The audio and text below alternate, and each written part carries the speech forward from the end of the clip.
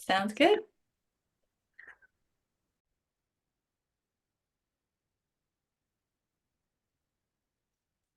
Hey, good afternoon, everyone. I'm Jen Palmentero from Southeastern New York Library Resources Council. On behalf of Empire State Library Network, thank you for joining us for the Inclusive Metadata webinar. Before we get started, I'd like to take care of some housekeeping. My colleague, Carolyn Bennett-Glauda, is here to help you with tech issues, including captioning, sound, and requesting a CE certificate. You can direct message either of us in the chat. We will be utilizing the chat as well as the Q&A feature for this presentation. If you use the chat, make sure your messages are going to everyone rather than just panelists and hosts. There's a toggle down at the bottom of the chat window where you can set it to everyone. If you want to get the ball rolling, please introduce yourself there now. I see lots of people are doing that already. Today, we have over 200 people registered, and we've got a mix of librarians, archivists, and historians. About half of you are from New York State, and the other half are from all over the country. So we're excited to see so much interest in this important topic. If you have specific questions for Sharon, please use the Q&A feature to ask questions so that they don't get lost in the chat. I will be looking at that when Sharon is finished, and we'll be reading those questions out to her. You can find the Q&A feature towards the bottom center of your screen, and we will save the questions for the end of the presentation. All attendees are expected to follow Southeastern's Code of Conduct or be subject to removal from the webinar. To summarize, please treat all staff, event attendees, and speakers with respect in the chat and in the Q&A. As you can see, this presentation is being recorded. We will process the recording and post it as soon as we can. We will also share Sharon's slides. When everything is ready, we will email the link to all registrants, so please check your email for that link. You should also keep a lookout for a link to request the CE certificate if you need one. That will be coming out via the chat towards the end of the webinar. You need to be attending the live presentation to request a CE certificate.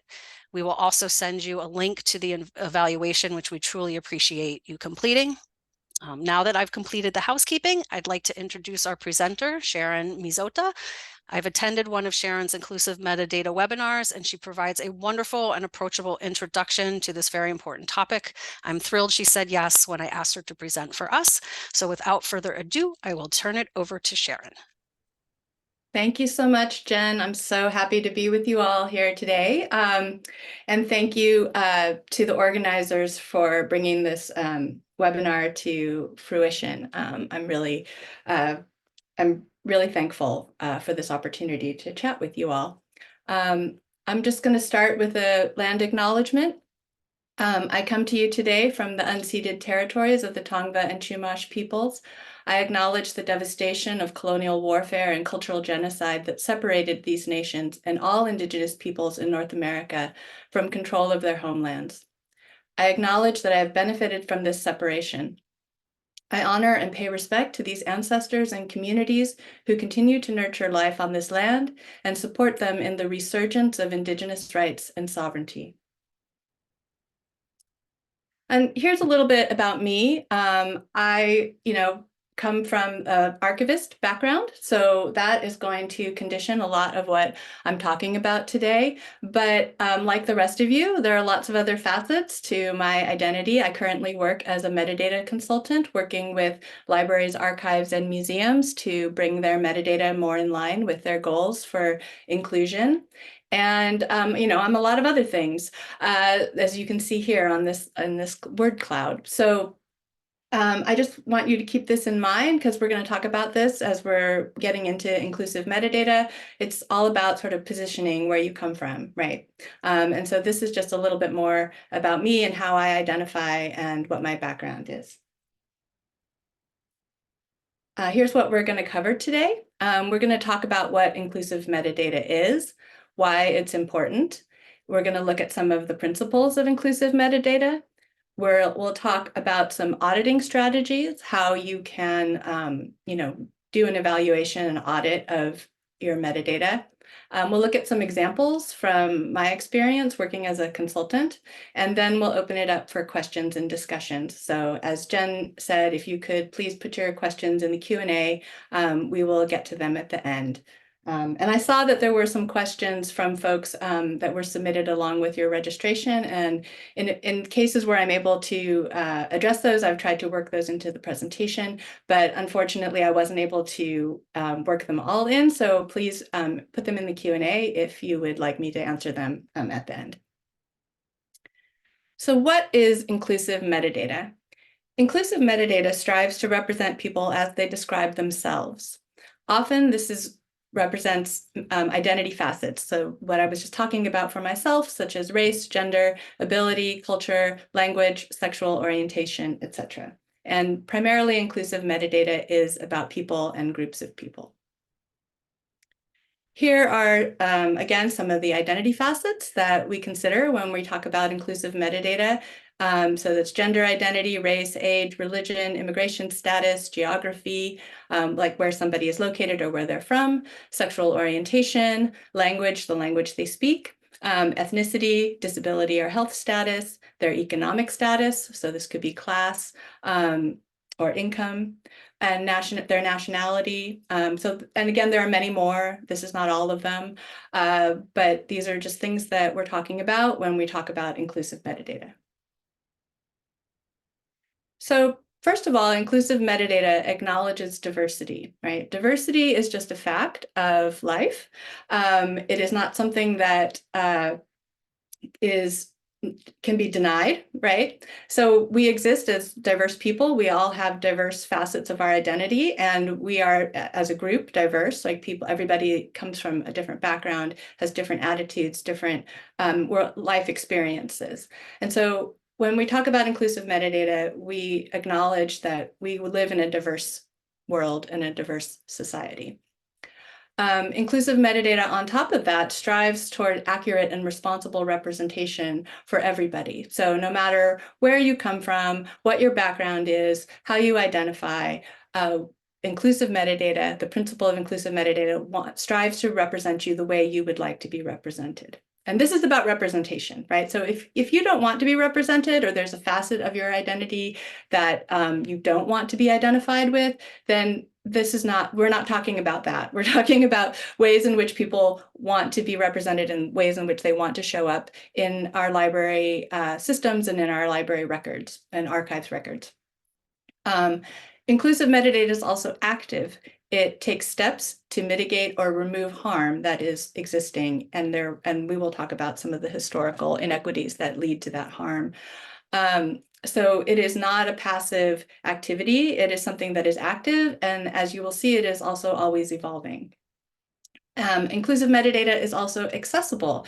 And I'm not going to go into these forms of metadata because this could be a whole other webinar on the accessibility of your assets, but these are alt text, image description, using simple sentences and vocabulary, not using a lot of jargon or acronyms or things that people don't understand.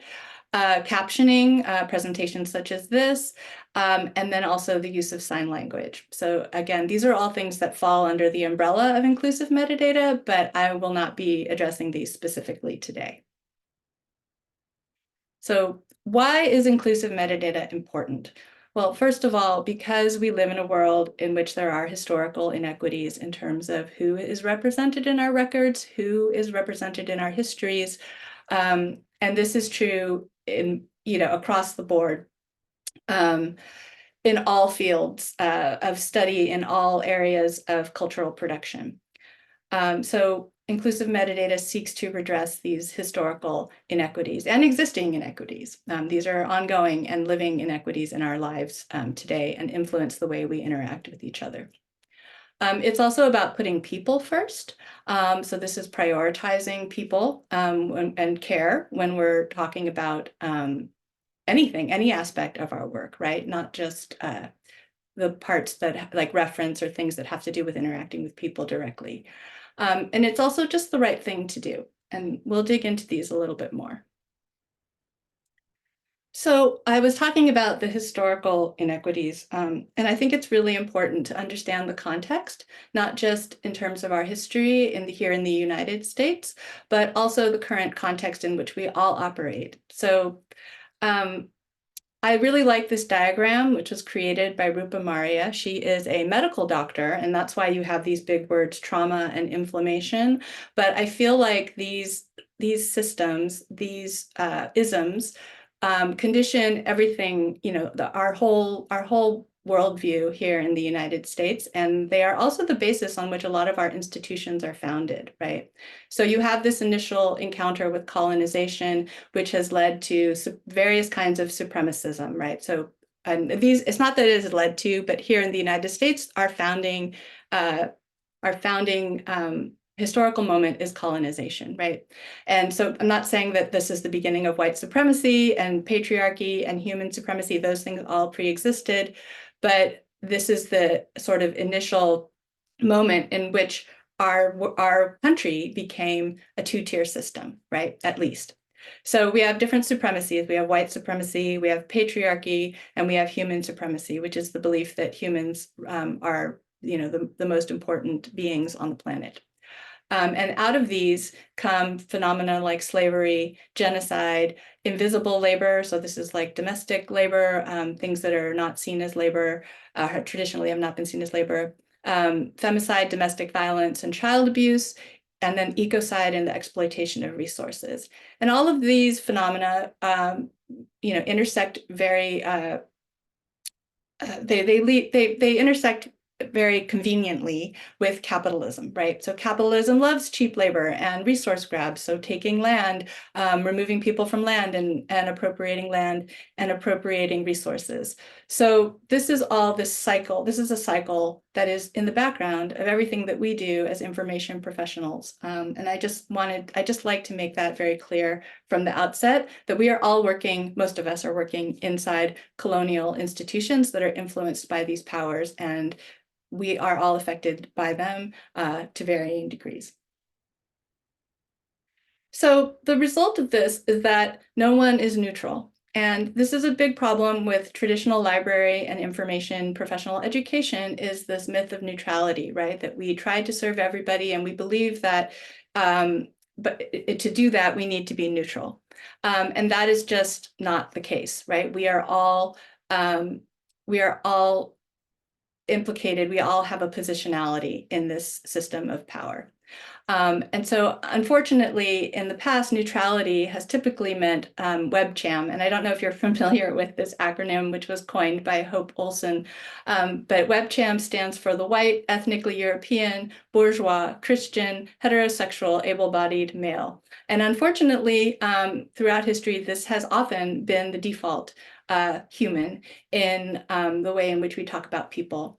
So I just want to emphasize that when we approach our work, that nobody is neutral, nobody can be neutral, and there is no default person, right? One of the questions that someone submitted with their registration was, how do we center non-white people without centering whiteness? And one way to do that is just to stop calling them non-white people, because that centers whiteness.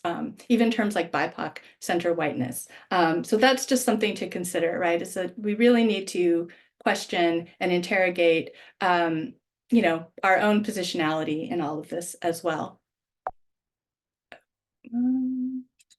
Okay. So principles of inclusive metadata, I've alluded to some of these already: people first, cultural humility, and care for communities. So putting people first. Sometimes we get too caught up in focusing on holdings and resources, like the stuff that we manage, where we need to make sure that that's preserved and stored and accessible and clean, and all of the things that go into maintaining a repository. But sometimes we get caught up in focusing too much on those things as stuff, right? So one thing that has been helpful for me is to actually, going back to library school and returning to Ranganathan's laws, right? That books / resources, I'm editing this a little bit, are for use, and I added by people, right? We forget that people are the ones who we're doing this for. Books, resources are for all people. Every book resource, its reader people, which means that everything has its audience. And our job is to save the time of the reader or people. And this was really striking to me, because I hadn't really thought about it until I went back and looked at this, but a library or archives, repository, et cetera, is a growing organism. Now, this was built into these fundamental laws, right? And so this means that we are capable of change and evolution. And so I think that's a really important thing to remember, is that nothing that, even though we are sort of creating the gateway and the conditions for history and for study, nothing in that is set. Everything is open to change. And so this is an important thing to remember. And then putting people first simply means that we're moving from a resource focus to a people focus. Okay, cultural humility. So I'm operating from the definition of cultural humility advanced by Jessica Tai in her article, Cultural Humility as a Framework for Anti-Oppressive Archival Description. And so this simply means that, we are being culturally humble means that we're open to learning, making space for other voices. It is not the same as cultural competency. So being culturally competent means that you understand the ins and outs of how someone's operating culturally, the language that they use, the values that they hold. That is a nice goal, but we can't all be culturally competent in every culture with which we come into contact, right? So it's important to be humble and admit what you don't know and do your research to try to learn as much as you can.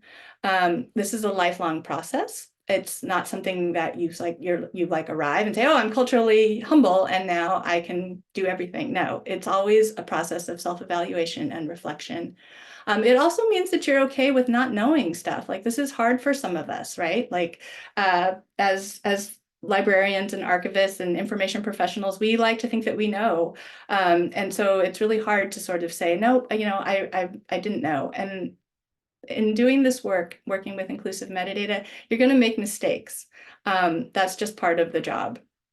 And so it's important to apologize and to acknowledge and to take responsibility when you mess up, because you will mess up. I've messed up. Like it's impossible not to mess up in doing this work.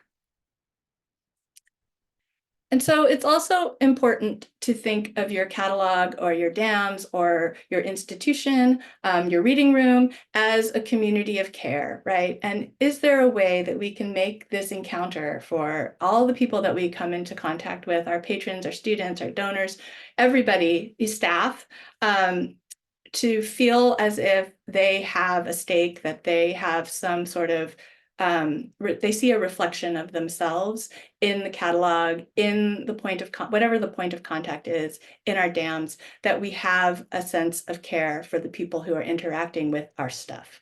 And inclusive metadata is just one way of expressing care for our communities, but it enables people to kind of see themselves in our catalog and to feel that they are represented and they're welcome. So this is just something that I think is really important as a way of refocusing. Is we're not just a resource, that this is the whole resource, exploitation of resource attitude. We're not just a resource, we are a community of care. Okay, I'm going to talk here a little bit about how to audit your metadata. This is going to be different for everybody. So I try to keep this really broad. And if you have more specific questions, maybe we can get into those in the Q&A. So the first thing you want to do is identify areas for improvement. I have recommend this structure of search, sample, and repeat. I'll talk a little bit more about what that means. But then it's also important to do your research, and if possible, consult communities, consult actual people. And then we'll talk about some next steps in terms of like what are sort of maybe the first steps towards doing some reparative work, and just sort of very broadly and generally. Okay, so where to begin? So here you really want to think about descriptive areas in your collections that involve people, right? So we've been talking about people, and this could be, it could be named people or it could be groups of people. Thinking about where are people depicted or represented. Maybe there are some known issues. Maybe you've gotten some complaints from patrons or other users that they found certain materials offensive, or that they didn't feel like they were properly represented. Or maybe it's things that people have had trouble finding, right? That they aren't properly described. And then you might want to think about the content of your collections and what are the potential issues that may come up. So this is a little bit of a squishy, subjective process, right? It sort of depends on kind of what you already know about your collections, but it just gives you a place to start. And I really encourage you to start with the low-hanging fruit, right? So start with the places where you know there is an issue, and then iterate and move out from there. It's also really important doing this work to break it down into manageable parts. So auditing your entire catalog may just be completely overwhelming. So maybe you start with a particular part, a particular issue, a particular group of people, a particular collection. If you're doing archives, there's lots of different ways to break this down. And just remember that this is an iterative process. So you're going to do it, and then you're going to learn, and you're going to maybe have to do it again. So this is something that is an ongoing process. It is not like a one and done kind of situation. Okay, so search, sample, and repeat. So this is a methodology that I developed with Stephanie Luke, who I taught a reparative description webinar for SAA back in 2022. And there is still that you can still go and watch that webinar through SAA, the Society of American Archivists. I think it's like $49 or something. But anyway, so we recommend that you search. So you do some initial searches of your catalog, your electronic finding aids, however you access your collections, to identify materials that may be harmful, offensive, or just have outdated language. And then take a sample of those materials from what you find to try to understand in a little more depth the issues, and to determine what areas of your collections are most in need of redescription, right? So this is a way to sort of take a handful of materials, not everything, and really do a little research and really sort of try to understand, well, what are the problems here? What are the issues? What are the things that people object to about these images? And really try to understand that. And then repeat this process once you've sort of learned a little bit more about your collections, or maybe you're ready to move on to the next issue.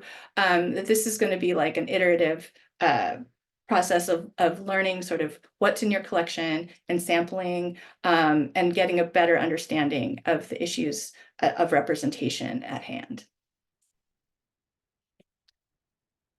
And then once you've identified these areas, so one of the areas that a lot of people have done reparative work on is around the incarceration of Japanese Americans during World War II. So there are a lot of resources available in this area, but this is something you need to look into. Once you've identified, it's like, oh, we have a lot of records about this particular group of people. You want to learn about the specific issues of representation that are involved. And so one of the things in this example, this is also from Jessica Tai's research, is that she used the Japanese American Citizen League's The Power of Words, which is a handbook that they created to understand the terminology around the incarceration, right? And so for many years, it was called the internment. And that turned out to be a government euphemism that the Japanese American community, of which I am also a member, found was not accurate in terms of their experience. And so it's really important to kind of go to the sources that are coming from people that are coming from that background or coming from that experience, right? So this was one of the sources that Jessica mentioned in her research. There are many more, and I'm going to go into where you can find some of those, but this is just an important thing to kind of, and you're all librarians or archivists or researchers, you all know how to find accurate and reliable sources, and how to track down where this information is coming from. So it's really important to go to the source, so to speak, and to educate yourself. Here are some other examples. So Homosaurus is I'm sure some of you are familiar with, is an international LGBTQ plus linked data vocabulary that was created by LGBTQ plus information professionals and is managed by the Digital Transgender Archive. The National Center on Disability and Journalism, which I think is out of ASU, Arizona State University, has a really great online style guide for language about disabilities, different health conditions. And then the World Directory of Minorities and Indigenous People is a database put together by Minority Rights Group International, which has terminology and a small, sort of glossary talking about different Indigenous groups of people around the world. So these are just a few of the examples. There's also a longer list at the end of this deck. I've found that these kinds of style guides or even journalistic style guides, so things that are written for journalists, are often more helpful than the traditional vocabulary resources that we are used to using, like ELSI and Getty and things, in that they are a little more up to date and a little more current in terms of how they describe people and how they talk about these issues. So these are often a good sort of quick way without having to read a lot of academic articles to get a sense of like how people are talking about these issues and how people are talking about these different groups of people. So I encourage you to search these out. And then finally, another way to do your research is to consult the community that you are talking about, right? And this is a little bit tricky because there's a lot of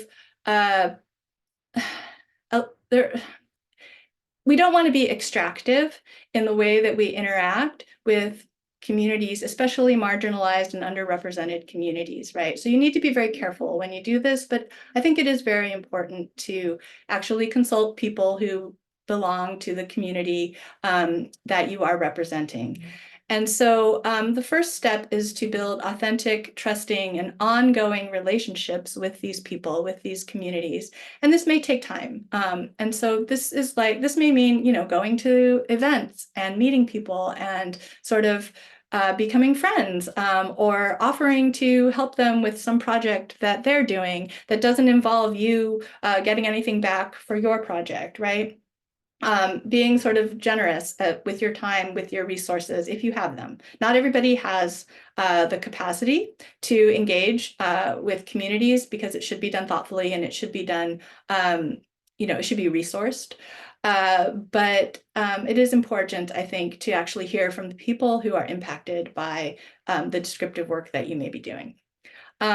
One thing to think about is if you have donors who are coming from these marginalized backgrounds, is to have discussions with them on the front end about how they would like their collections to be represented, right? So this is something, it's an opportunity sometimes we miss. It's not always available. Sometimes the donor has passed away or whatever. And this is mostly for archives folks, right? And museums. So when you get a donation, to really, have that sort of interview about identity and how this person wants to be represented, how they would like their collection to be seen. Remember in all of these interactions to try to practice cultural humility, right? Not to assume. You may have done a lot of research, but you may not understand exactly the lived experience of the people that you're interacting with. And so, try to listen more than you talk, that kind of thing. And then consider maybe, organizing some focus groups or establishing an ongoing advisory board to kind of get people together and get them on board with your project and get them invested in the kind of work that you're doing. Again, this is a matter of scale, right? We don't all have resources, but of course, whenever possible, consultants should be compensated. So this is just something to think about. And if you do decide to engage in active consultation with communities, just some of the things to keep in mind.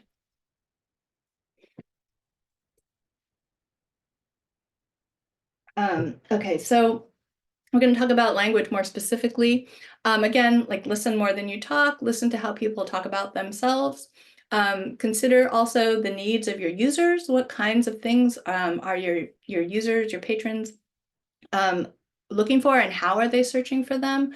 And then also we want to emphasize and respect humanity. And that seems like a no-brainer, but sometimes it's really easy to forget that. And so when we're thinking of terminology, In terms of emphasizing humanity, this is so using things like Black people and not Blacks, which is not necessarily derogatory, but is a little bit dehumanizing, right? So people are not just a color, they are a people with an experience.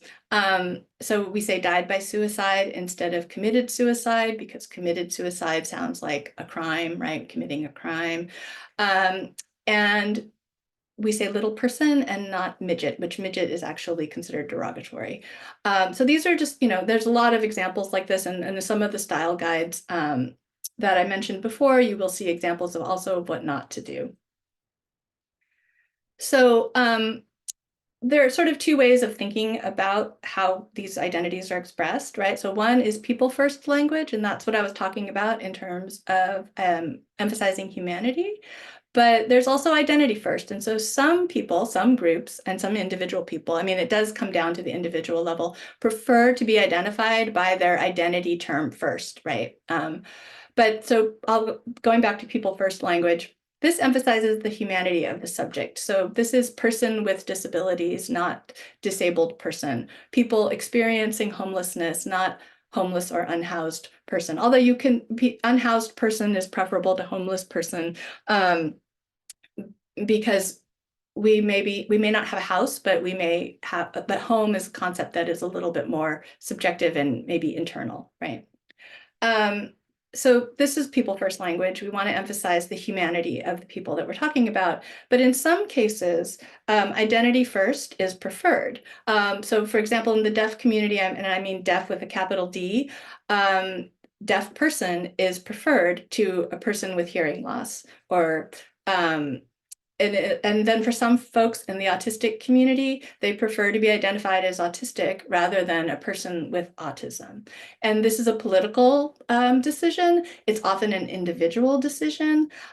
So the choice I have here, choice depends on the community, but it also sometimes depends on the person. So these are just things to be aware of. I think a general rule of thumb for me is if I am not a member of that community and I don't have the sort of cultural knowledge about what they prefer, I default to people first language, and then I get corrected if that is not the case. So that's sort of the guideline, from my point of view. But again, it depends on what your knowledge is and sort of where you are situated in relationship to the community or to the people that you're dealing with. Okay, so I mentioned like what language you should avoid. This is sometimes helpful in doing reparative work, is to develop a lexicon of problematic language that is in your descriptions or is in your collections. And this is not always a pleasant task, but it is something that can help you if you are looking for those places, things that you need to watch out for, or just this is an absolute like do not use this term list. Cataloging Lab, which is a great resource in general for all forms of description, has a list of problem LCSH. And I did notice that someone had submitted a question about what to do about problematic LC headings, and I suggest you look at this page, Problem LCSH, on the Cataloging Lab website, because it proposes some alternatives. I also want to suggest the SACO and NACO funnels. I think SACO is Subject Authority Cooperative. These are groups that are organized by LC, but you do not have to be a SACO or NACO name authority or subject authority contributor to participate in them. And they are groups that make recommendations for changes, for new headings for LC. So LC is slow to change, but it does have a mechanism for changing. And I suggest if you're interested in that and you have to use LC or you are sort of tied to LC, that you look into participating in those funnels. There's different funnels for different subject areas. And like I said, your institution does not have to be a member of SACO or NACO to participate. So really encourage you to look at that. It's not something where I have personal experience, but I think it does look like a promising area of, opening up, LC opening up. And Then there's also the Inclusive Terminology Glossary, Carissa Chu and the National Library of Scotland. This is a UK-based resource, so not all of the terminology is applicable in the US, but she has done this amazingly detailed research into all these different facets of identity, different historical phenomena. And so I really encourage you to look at that as well, because it's not just a list of terms, but it kind of gives gives you glossary definitions and explanations as to why one term or another is preferable or not. And then again, just if you need a bare bones list, Wikipedia has a list of pejorative terms for people. And again, not safe for work and all of those things, but maybe a place to start if you are just looking for, like, how do I know what all the bad terminology may be in my collections? And then also don't forget alt text and image descriptions. These are more recent developments, but they may also be places where harmful language is present.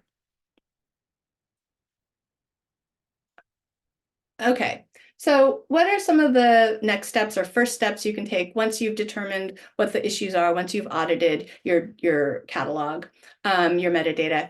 So the first step is to create a harmful language statement. I know a lot of institutions have these already, but that's always sort of the first step if you're just getting started, is to acknowledge that you have harmful language in your descriptions or in your collections. Another thing to think about is creating a cataloging ethics statement specifically for your institution. We'll talk a little bit more about that. And then consider using alternative vocabularies or local terms. So harmful language statement. This is a relatively easy step to implement and support, to show that you care about the fact that you may have harmful language in your catalog, in your content. So again, acknowledge harm, and you want to be specific about the types of content, the types of harm that are present in your catalog. And you also want to acknowledge that previous generations, cataloging, it was unavoidable that bias has entered into the catalog, right? Bias has entered into the description. This is just the nature of things, but we want to acknowledge that yes, we are creating this resource from a particular point of view, and we acknowledge that that is not the only point of view that may be possible to have on the resources or on the collections that you're describing. You also want to acknowledge that you are trying to redress the harms and that it is a work in progress. And you want to provide an avenue for users to report any harmful language or content that they find as they're looking through your collections. So this harmful language statement can be a page that's just on your website. Ideally, you link to it, like, it's one of those links in your main navigation so that people can see it from wherever they are on your site or in your catalog.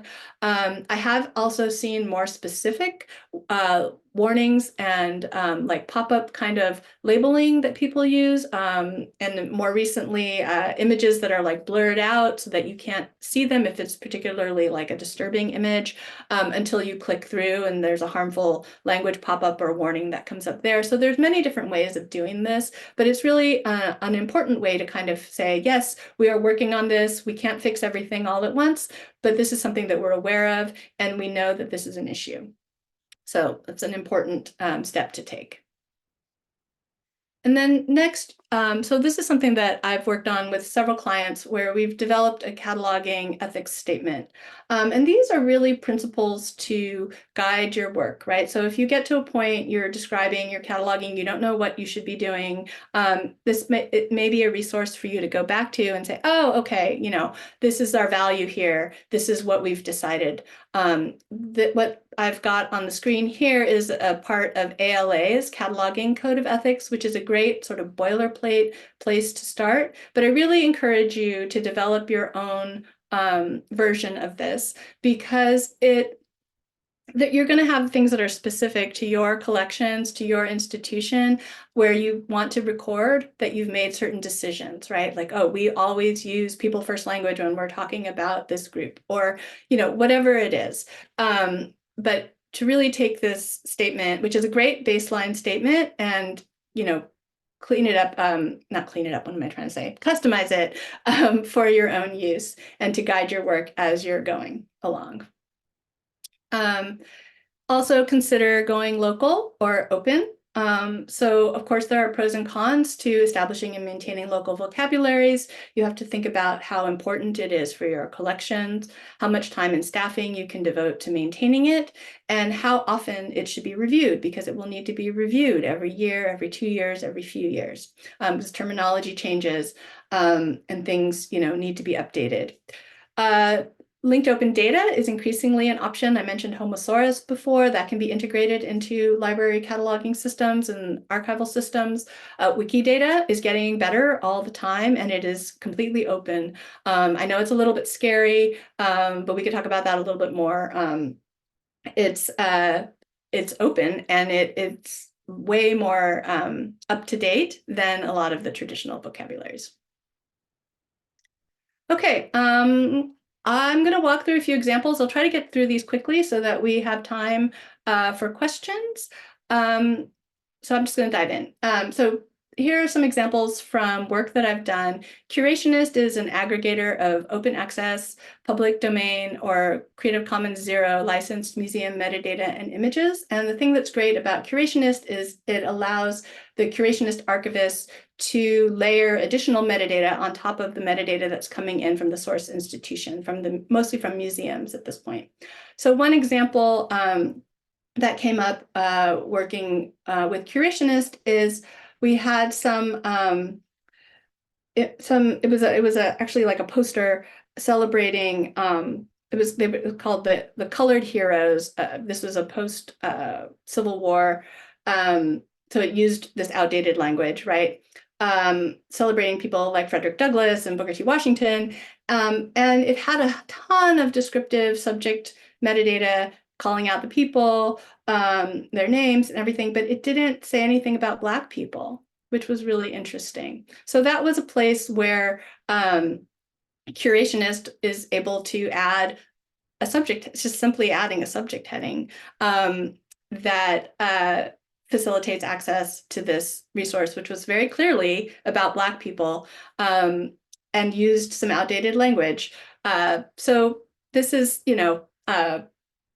this is one of those ways in which simply adding a subject heading can intervene in how something is described and make a group of people feel seen and make this historical asset more accessible, right? And so one of the things that we've done with Curationist is we've developed a guideline. They use Wikidata, they're open, right? So they use Wikidata for all their descriptive vocabulary, but we wrote a guideline to using Wikidata so that you would only be using terms that align with their social justice mission. That's because Wikidata has everything in it. Unfortunately, it does not have a social justice orientation, but I'll just leave that. Okay, so some work I did for an encyclopedic art museum involved, again, writing the cataloging ethics statement, specifically a guide for describing their constituents. So this is their artists, and to a lesser extent donors, but it's mostly people who are creating artworks or are depicted in artworks. And one of the interesting things that came up in this project was the way in which identities change over time. So I give this example of Michelangelo and Trajan. So Michelangelo, we think of him as an Italian artist, but he would have identified himself as Florentine back in his time, right? And so, but if you put into the catalog Florentine artist, people are not going to search for that. If they want Michelangelo, they're going to search for Italian artist. So this was a nuance in terms of like, oh, we want to respect how Michelangelo would have described himself, but we also need to take into account the users who are searching today. And the obverse of that is Trajan, who's the Roman emperor, right? Was born in what is now considered Spain. But we would never describe him as Spanish, even though that's our contemporary, designation for where he was born and where he was raised. So that's a case where we would not impose a present day lens onto a historical figure. So these are sort of just interesting things that come up as you negotiate some of these representational issues, right? It's like, how do you represent people and be faithful to who they are, who they were, but also make them accessible to people who are looking and thinking of them now. And again, for this museum, we used a combination of vocabulary resources. So we used LC's demographic terms, we used the art and architecture thesaurus, we used Homosaurus, and we used Wikidata. So, and we wrote this guide to tell catalogers how they should be using each of these resources. And then finally, my last example here, some work I did just this summer for the Arab Image Foundation, which is an association of photographers who have a collection of photography dating back to the origins of the form. They're located in Beirut, and they have photography from throughout the region, not just photographs by Arab photographers. It's mostly vernacular photography, which means that it's people who operated photo studios and took family photos. It's not necessarily quote unquote art photography. So what we did there was I did a 3-day workshop, and they wanted to design their own custom controlled vocabulary. And this was because, well, there's a lot of reasons. They felt that the dominant Western, and they're cataloging in English, I should make that clear. Although they do want to make it eventually a bilingual and trilingual cataloging system, they are starting in English. And they felt that the ways in which vocabularies like LC and Getty were organized were colonial, which is true. But it was really became very clear working with them that that was the case. And so that was very eye-opening for me. And that so they, even if they were using the same terms, right? So they wanted to use terms like capitalism, colonialism, but they didn't want them, they didn't like the way they were grouped. So for example, I think, was it LC, one of the vocabularies calls those political concepts, right? And I was like, well, those are concepts. And they're like, those are not concepts. You know, genocide is not a concept. And that was like, oh, like, yeah, you're right.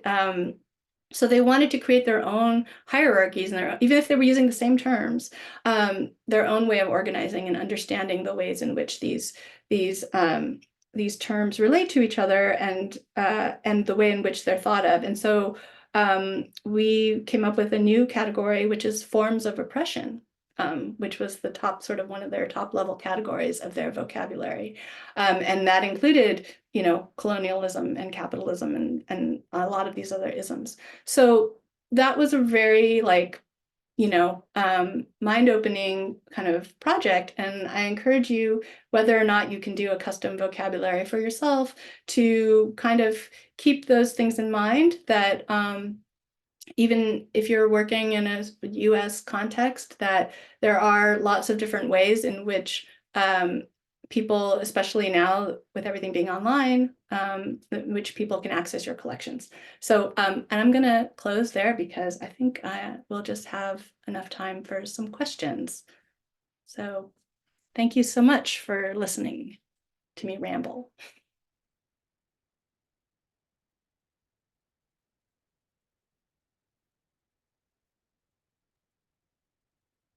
Thank you so much, Sharon.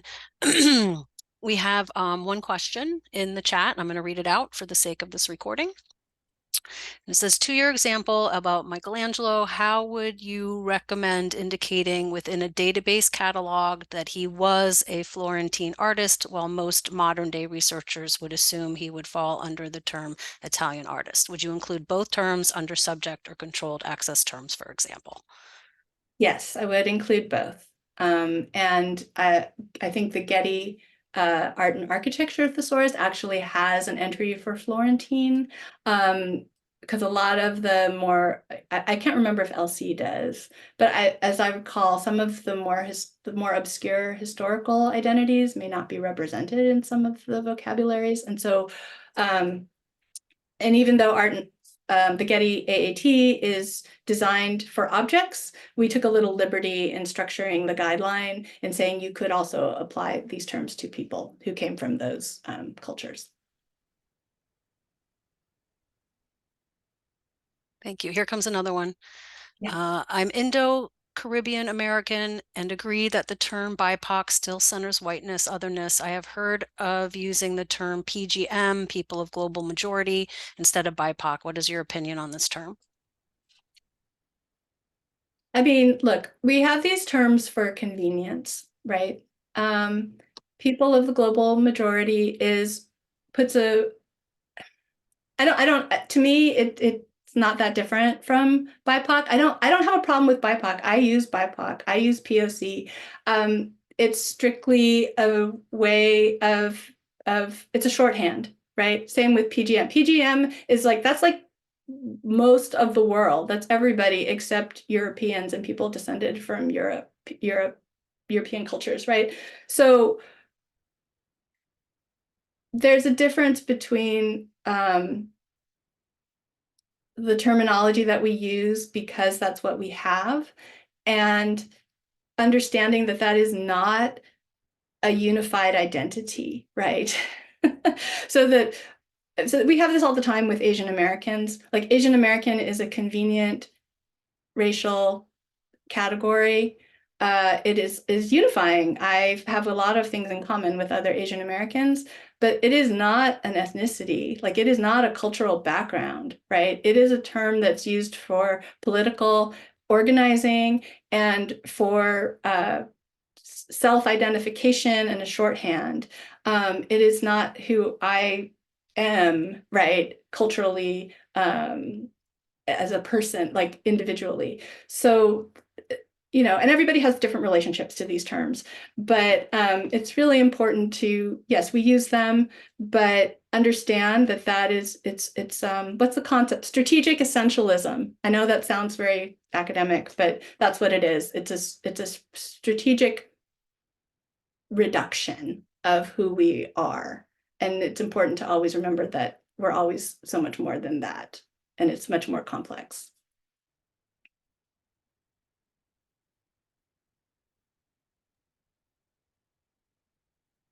Thank you for those questions and those answers. There's still a few minutes left. Oh, wait, I see there's some more. Here's one. Hi, Sharon. I wonder how feasible a future-proof, in quotes, vocabulary can be. Yeah, there's no such thing as a future-proof vocabulary. I mean, even if I'm understanding the question correctly, even like LC changes, right? Like it changes. It changes slowly, but it changes. And um, so the only way to sort of future-proof your vocabulary is to keep revisiting it.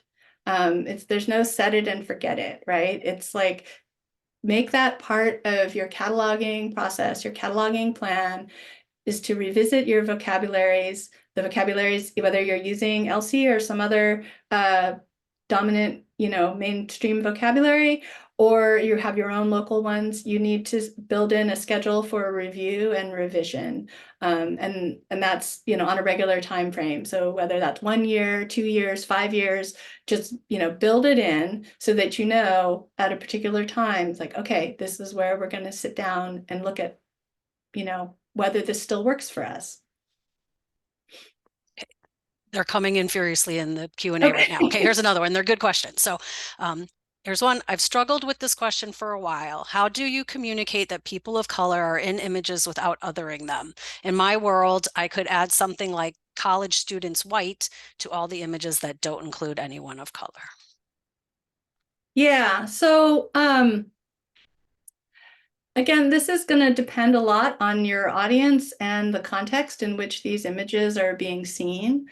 One way to manage is if it's a diverse group of people, right, is just to indicate that it is a diverse group of people, right? And because the problem with trying to assign like racial and ethnic terms based strictly on appearance, like if you don't know who the people are in the picture, is that you risk kind of getting it wrong or essentializing them. So you could say, this is a portrait of, I guess if you have to use subject headings, that doesn't work so well.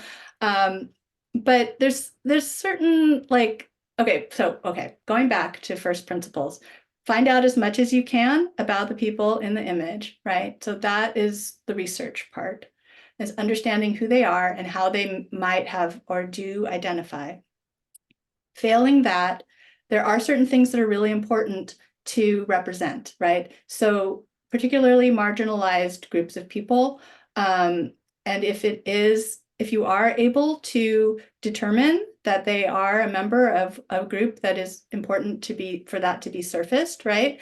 So like in that image I was talking about, the Reconstruction post-Civil War image is really important that these are Black people that are being depicted, right? So it's, even though there was nothing that said, I mean, it said the colored race, so that was our indication, right? It's outdated terminology. But you have to be, there's no way to sort of be 100% sure that what you're doing, the terms that you're assigning are absolutely correct. If you don't know who the people are, you don't know how they identify, but you just want to make your best approximation. Particularly if the goal is to surface more content about these groups of people, right? And this is always a nuanced thing. There's no sort of like right or wrong approach. One of the things that I have dealt with is non-binary people, right? And how do you know if someone is not a woman or a man, based on the conventional ways in which we have traditionally visually identified women? But in some cases, it's very important to surface the fact that women were there. So you really have to think about what is the context in which these images are being accessed, and what is the power relationship between the people in the image and sort of the dominant context of your catalog, or of how they're being seen. So I don't know, this probably doesn't answer your question, but it is always a judgment call. I'll just say that. Okay, we've got a few more, and we have about 4 minutes, so let's see what we can get through. Okay, so for LC subject headings that have not been updated to be inclusive or can currently be deemed offensive, what is your recommendation for those headings in our catalog? Should they be deleted, changed, or suppressed? And I'm going to ask another one that's kind of related about like, you kind of touched on the way people search versus new terminology. It might be old terminology that people used to searching, but we should be using other language. So should you include both in your description? So if you could answer those two things. Right. Yeah. In general, I err on the side of more description. So I would suggest that you keep those old headings, because there are people, and I have heard this from historians and researchers, they're like, we don't search on present day terminology because we know it's not in there, you know? And so you want to still maintain that access, but this is where your harmful language statement can help you too, right? Is so that if you're linking to that harmful language statement, it's like, I know that there are some headings in here that have outdated language, and I know, and this is what they are. Like, just be upfront and say that we're still using these because we're tied to LC, we don't have a better alternative. But if you can use some other terminology, other resources, I would add those as well, because that provides additional access, and it also shows people that you are trying to move in the direction of, being more representative, being more up to date. And so if that's what the harmful language statement is, really like a mea culpa. It's like, oh yeah, we're stuck in these old ways, but we're trying to be better. We're trying to move in a direction that welcomes more people, that includes more people, that is more inclusive. So yes, so again, like going back to the curationist example, we layer metadata on top of existing metadata. We don't change anything that's coming in, that's old, that's outdated, whatever. It's there. But we add. And that would sort of be my general recommendation. Awesome. Great answer. And there's one more, and this is a pretty big one. We've got 2 minutes left, but I think it is an important one. And the question is, in today's political climate, do you see inclusive reparative metadata work as something that can come under attack and be scaled back? And before you answer, I will just say I have attended some CE where people who work in states where actually this EDI work has been banned in public institutions that have had to move this underground. But I will turn it over to Sharon for her final thoughts on this. Yes, absolutely. And if you feel like doing this work is going to cost you your job or your safety, then I say absolutely do not do this work. This is not something, it's important, but this is not something to get death threats about, right? Or to get your program defunded over. So I might have to start, I'm going to have to start working that into these presentations, is that I understand, and I have heard this from colleagues who work in states where this work has been prohibited or outlawed, that yes, it's not always going to be safe. There are ways to do it where you don't have to announce that you're doing it.